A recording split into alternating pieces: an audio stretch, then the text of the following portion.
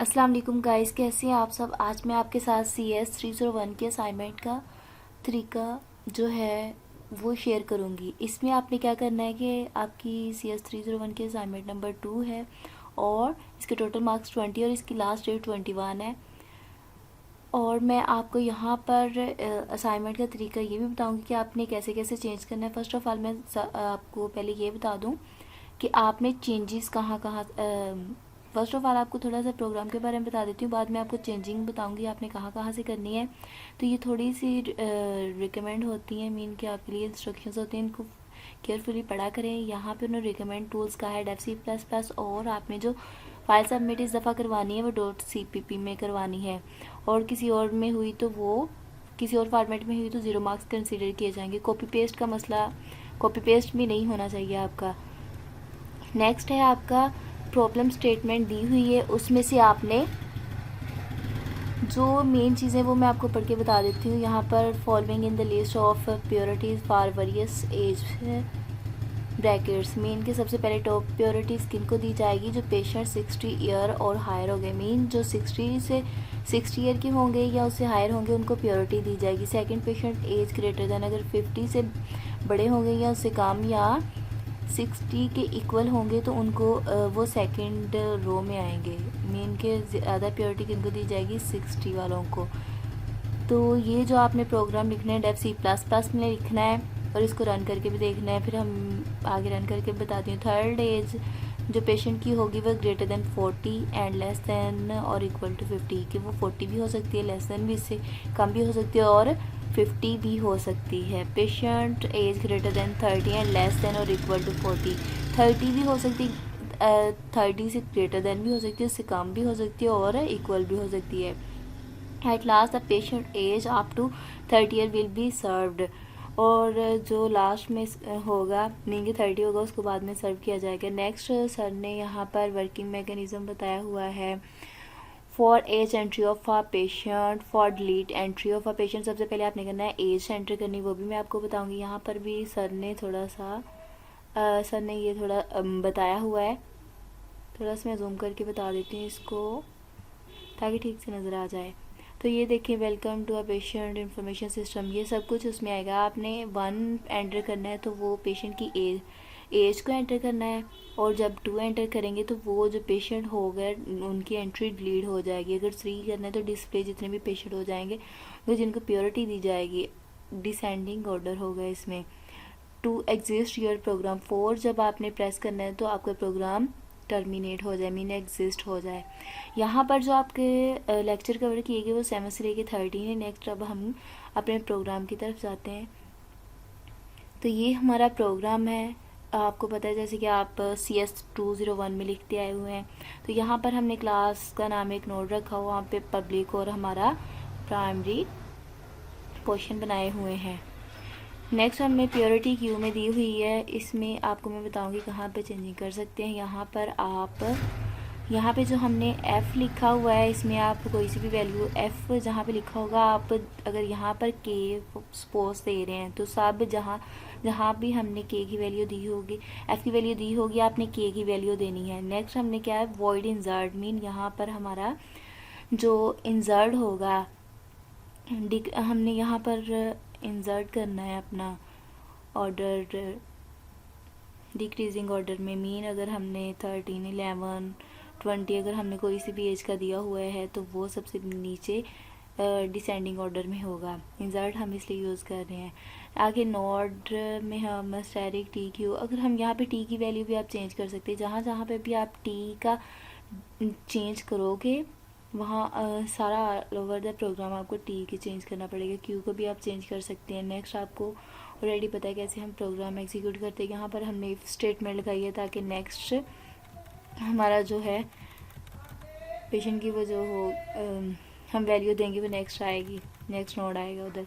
आगे हमने while loop यहाँ पर लगाई हुई है, उसके बाद हमने वॉइड डिलीट, मीन कि जो हमने यहाँ पर इंसर्ट किए थे वो यहाँ पर क्या होगा, अगर जब हम डिलीट का ऑप्शन क्लिक करेंगे तो वो वहाँ से पेशेंट का डाटा डिलीट हो जाएगा। नेक्स्ट हमने क्या किया है, ये क्यू अंडर फ्लो, वहाँ पे हमें लीड एटम्स यहाँ पे होंगे। नेक्स्ट हम क्या करेंगे, क्यू इज़ एम्प्टी जब हो जाएगी तो ये एम्प्टी हमें शो होना शुरू हो जाएगा। नेक्स्ट इसका हम मेन में आएंगे। मेन में हमने सबसे पहले क्या करना है, welcome to patient information system करेंगे। उसके बाद आप यहाँ पर @ लगाए, आप कुछ भी यहाँ पे लगा सकते हैं।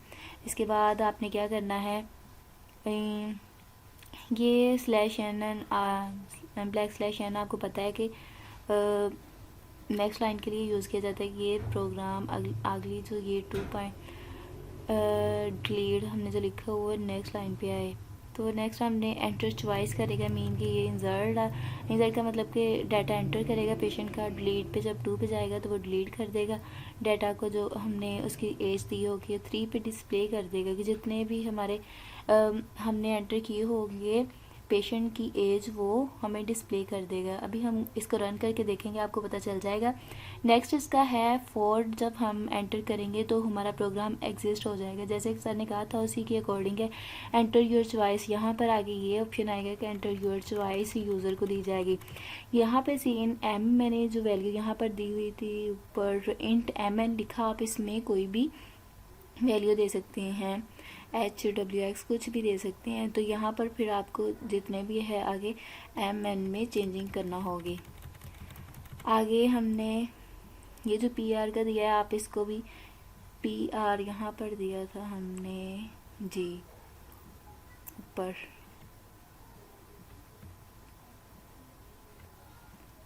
ये देखें प्योरिटी क्यू के साथ आगे हमने PR दिया था। आप PQ भी दे सकते हैं, PS भी दे सकते हैं, जो आप देना चाहें यहाँ पर PR।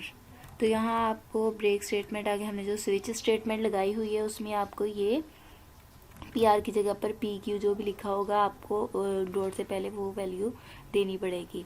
नेक्स्ट हम ब्रेक आपको पता क्यों लगाते हैं, ताकि हमारा प्रोग्राम वहाँ पर रुक जाए। मीन इंसर्ट है तो वहाँ तक ही आए। नेक्स्ट हमारा फिर जब हम डिलीट करने लगे तो फिर वो इसमें जंप कर जाए। आगे डिफ़ॉल्ट प्रोग्राम है। उसके बाद हमने फिर वाइल लूप लगाई है कि हमारा जो हमने लगाया हुआ है वो कहाँ तक चले, 4 स्टेटमेंट, ये 1 2 3 यूज़र एंटर करेगा। जब वो 4 करे तो हमारा प्रोग्राम टर्मिनेट हो जाए और हमें रिटर्न 0 हो। तो ये टोटल प्रोग्राम है जो मैंने ऑलरेडी राइट करके रखा हुआ था ताकि आपका टाइम वेस्ट ना हो और कम वक्त में ज़्यादा से ज़्यादा आपको इन्फॉर्मेशन दे सकूं। और इसके बारे में अगर भी आपको फिर भी कोई मसला हो या असाइनमेंट में कोई भी प्रॉब्लम आ रही हो तो आप कमेंट सेक्शन में पूछ सकते हैं। और आपसे ये कहना था, please like and subscribe my channel for latest video, ताकि आपको जब भी कोई भी वीडियो आए तो आप उसको नोटिफिकेशन मिल जाए। अब हम इसको एग्जीक्यूट करेंगे। एग्जीक्यूट करने के 2 तरीके होते हैं। आप यहाँ पे एग्जीक्यूट पे जाकर कंपाइल और रन दोनों इकट्ठे भी कर सकते हैं। कंपाइल अलग से भी कर सकते हैं, रन अलग से भी कर सकते हैं। और इसके अलावा मैं आपको एक और बताती हूँ, आप F11 भी जब प्रेस करेंगे तो उससे भी आपका एग्जीक्यूट हो जाता है, लेकिन मैं आपको यहाँ से बताऊँगी ताकि आपको कोई कन्फ्यूजन ना हो। ये हमारा कंपाइल हुआ है तो देखिए आपके सामने कोई एरर नहीं आया। नेक्स्ट इसके ऊपर आपने VUID अपनी ज़रूर लिखनी। इसके बाद हम क्या करेंगे, रन कर देंगे। यहाँ पर देखें जैसे हम रन करेंगे यहाँ पर हम एंटर योर चॉइस हम 1 एंटर करेंगे। नेक्स्ट हम क्या करेंगे 60, फिर वो हम पूछ रहा है एंटर 1 करेंगे, फिर 55 जो सी भी आप वैल्यू देंगे। इसके बाद 44, फिर इसके बाद 1 एंटर हमारी चॉइस जो है। इसके बाद 44, फिर 1, फिर 33, फिर 1, उसके बाद हमने वैल्यू 22 दी। अब हम अगर 3 प्रेस करें तो 3 और एंटर का बटन दबाएंगे तो हमारे पास ये देखें जो हमने वैल्यू दी असेंडिंग ऑर्डर में आ रही है, डिसेंडिंग ऑर्डर में। मीन के सबसे पहले 22, फिर बाद में 33, फिर 44, फिर 55 और 60। देखें अब आपको समझ आ गई होगी। नेक्स्ट अगर हम इसको 2 एंटर करें तो हमारा यहाँ से वैल्यू डिलीट हो जाएगी। 3 अब एंटर करके देखते हैं। देखिए जो 60 वाला था वो डिलीट हो गया, ये जो हमारी क्यू थी। नेक्स्ट हम क्या करेंगे, अगर 4 करेंगे तो हमारा प्रोग्राम टर्मिनेट हो जाएगा। तो ये आपका प्रोग्राम था। Please like and subscribe my channel for latest video. अगर फिर भी आपको इसको बनाने में कोई मसला आ रहा हो तो आप पूछ सकते हैं। और अगर आप असाइनमेंट बनाना चाहते हैं पेड़ पे, तो वो भी आपको बना के दे सकती हूँ मैं। Please like and subscribe my channel for latest video. Okay, अल्लाह हाफिज़। ये बहुत इजी है, अगर आप खुद बनाना चाहते हैं तो बन सकती है। ओके, अल्लाह हाफिज़।